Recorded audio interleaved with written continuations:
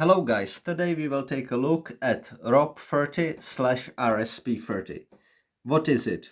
It is a reactive hand signal cartridge.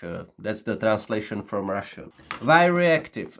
It's very simple, because after pulling the string, the trigger, there is actually a reactive motor that gives to the cartridge the proper power to leave and get in proper height to illuminate. The caliber is 30 millimeters. The main purpose in case of ROP30, which means the illumination cartridge, is to illuminate. In case of the RSP30, which is in translation hand signal cartridge, is of course signaling. It's signaling by two methods. There is the day variant that basically shoot out a smoke cartridge with different color smoke, and then there is the night version that shoot out different colors of pyrotechnic effect. Now, what is the main advantage of it being a reactive signal cartridge? Well, it's especially the weight, because it's light carton body, and thanks to the reactive motor you actually get the soft start, so you don't need heavy metal signal weapon to put the cartridge in and shooting out that way. You have nice light package, and the cartridge basically do the main work just after leaving the body, so you don't need the added sturdiness. So there is motor with pyrotechnic substance. This is how the cartridge looks when you shoot it. It was really a lot of fun to try to get this sample.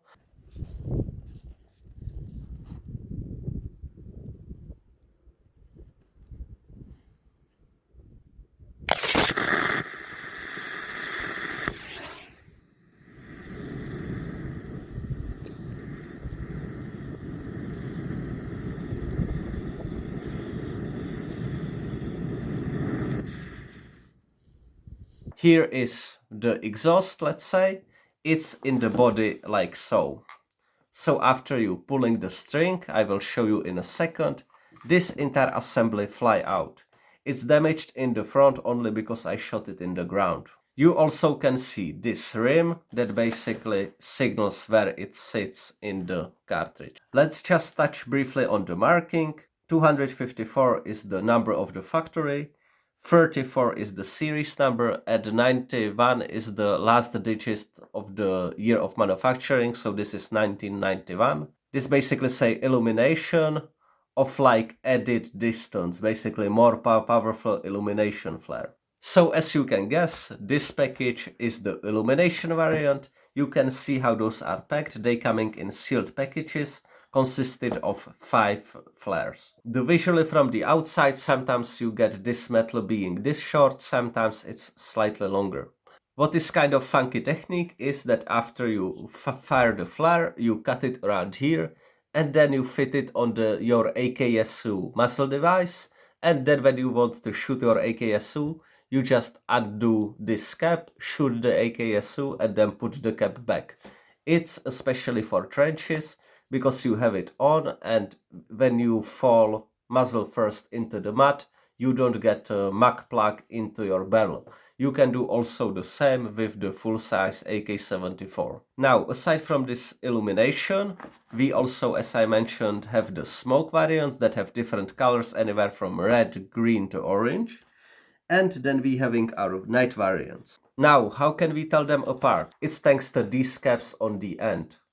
The coloring here is white, so it tells you illumination. Now, but it's not only the color, it's also the shape that we have around here. So when we getting 3 dimples, it means illumination, but the effect will be only 1 illumination star. When we getting this, it means it will shoot out 2 illumination stars, so you will get more lume. When you have this end with red color and 1 dimple inside, it's a 1 star, and this is important, the numbering of stars, especially on the colored one, because different signal meaning different actions. Now 2 dimples mean green color, but also 1 star. Now the red top with 3 dimples mean 3 stars. In the documentation it basically say many star, but at the end there are always only 3 star, not many. And when you get a top with 3 arrows like so, it's a green color and 3 star. Now, why is this important? It's because in the night, of course, you will not see the coloring, but you can always feel the shape. So I feel 2 dimples, so I know that I will signal with green 1 star. 3 dimples, I know red color, but it will be 3 stars. It's a little bit confusing and counterintuitive, but there is sense behind the madness. Aside from the different effects, you also get a variant with little parachute or without the parachute. Now, how to use one of these? Well, you grab it around the metal part, you remove the cap just by unscrewing. Now, I would really be glad if I don't set the apartment on fire. Now, after removing the cap, you can just toss it away, and then inside is a small ring on a rope. Let's be careful now, because these go off relatively easily. Then you just basically direct it over your head, and just by pulling the rope you activate the reactive motor. When you decided not to shoot, you just put the cap back. Now, one of the rules, aside from never pointing it at people, because trust me, the reactive motor and this object, which is actually very solid metal, hitting somebody, it might kill you very easily actually. So rule number 1, never point it at anybody and shoot it on anybody for fun. Second rule is never remove the cap if you don't want to fire. Always remove it only in the moment when you actually want to fire it straight away. And the third rule is, of course, never try to disassemble the cartridge. Now, to illuminate something, you basically direct it over the object in 70 to 80 degrees of angle and then pull the rope. Also be mindful when you actually get some practice and know how the rocket flies, that in winter the motor actually becomes somewhat less potent, so if you want to loom something or mar something, in winter you need to use a little bit higher angles so it actually managed to get over the area. For me personally, this is a fantastic tool. You can use it for any number of things. You can mark that you are in trouble. You can also signal different phases in different kind of operations. You can signal switching fire. That is just so much that you can actually do with proper coordination, proper planning and use of flares. By the documentation, the cartridge reach around 200 meters. I would assume it's slightly less, around 100-150 meters above the ground.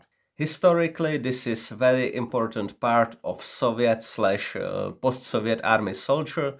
Me, myself, I always carry those on me, usually in the back of my plate carrier under bungee cord. And in case of your communication failing, for example, you have little chart, little SOP, what color to signal with on different types of actions, and it's just overall great tool. Also on the SSO Smerch carrying system, there are actually special loops that are intended to accommodate exactly those. Although the body of it is paper, yes, with a lot of moisture, and if you're swimming it actually become dissolved. Sometimes it might expand slightly, then you pull the ring and it actually explode on you. But as long as you don't keep it on rain too much, or you get wet for 1-2 days and then you actually exchange the flare, you will be okay. Okay guys, so question, can you make basically booby trap or more like warning device out of the ROP signal rocket? What we have is strip wire, our rocket, 2 pegs, also our multi-tool, and we can use some tape as well. What we will do first is to place the 2 pegs. I have 2 pegs approximately 3 meters apart. We check that it's really stable. What we do then is that we take the rocket, little bit untie the bottom, and we tape the rocket on the pole, or we can also use zip ties, anything like that. What we want to have is really solid connection. Of course, what we consider as well is the masking factor, so we would not be using yellow tape normally, we would use some black and then mask with some grass. Then we take our tripwire. First you attach the wire on the pole without the ordnance. So I will place it, tie it down properly and run the wire toward the flare. Now the sketchy part. In this process, for sure don't put your head anywhere near the muzzle of the flare. We undo the bottom. And now what you want is to attach the string to the wire and then carefully connect it toward the ring. Now the problem is that we want to have actually relatively tight connection.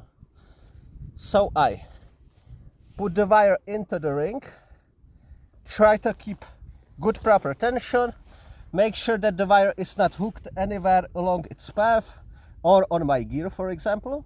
Cut the remaining wire, collect with me all the residue, the cap, the wire, the multi-tool. And this is how it looks.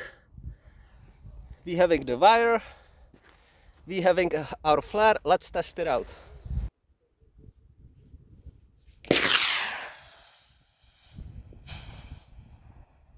Let me introduce you one more of our trophies.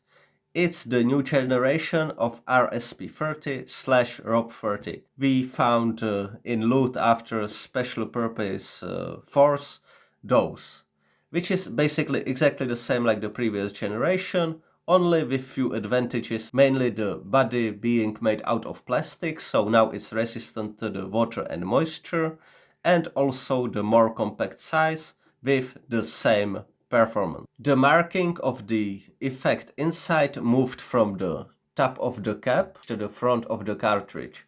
So here you have the little cap. When you actually make the cartridge go off, this cap fly out. Also the marking that you feel at night remained the same. Now let's take a look on the body. Here you have the number of series and the year of manufacturing, in our case 2012.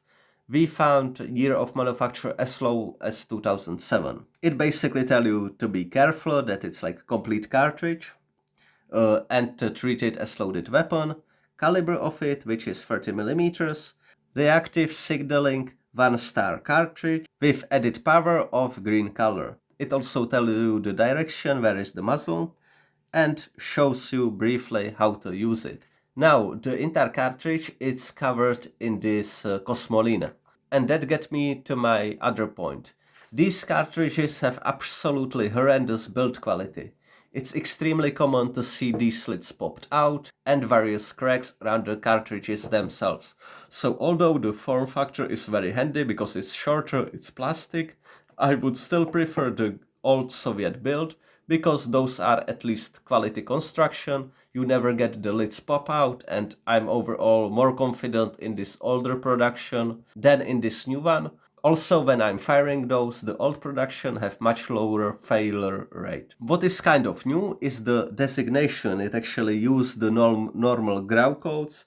So 7S20 is the illumination white variant, 7S22 is the red variant, 7S22-1 is the green variant, etc. Each one of the variants, and then added to those the smoke variants, have its own unique code.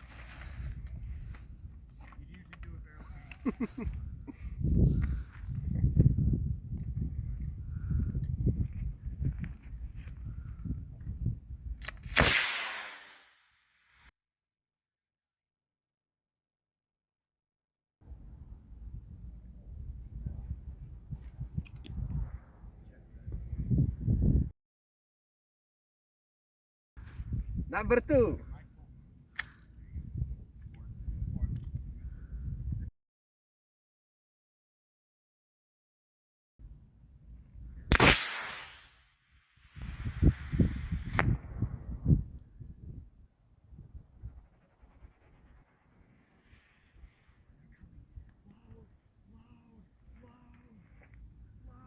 So guys, keep in mind that one of the features of cheap reactive motors is that they changing direction all the time.